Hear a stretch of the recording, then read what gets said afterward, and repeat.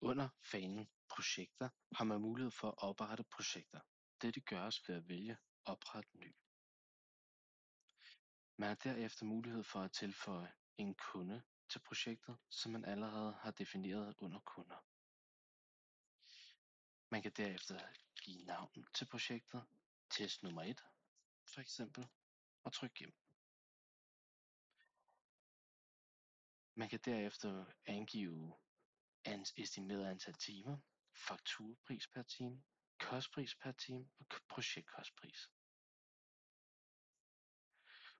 Under opgaver har man mulighed for at vælge prædefinerede opgaver inden for opgaver og tilføje til den enkelte medarbejder. Disse opgaver vil dernæst være synlige hos den her medarbejder.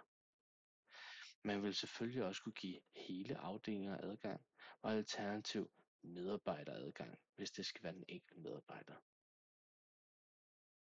Henne i appen vil man derefter kunne trykke Check in, vælge det projekt, vi lige har oprettet, test nummer 1, og vælge specifikke opgaver. Man vil derefter kunne se, at status hos medarbejderne hedder, at de er på projektet test nummer 1 og adresse 2 som opgave. Henne under projekter og projektafregning har man mulighed for at trække data ud i forhold til godkendte timer.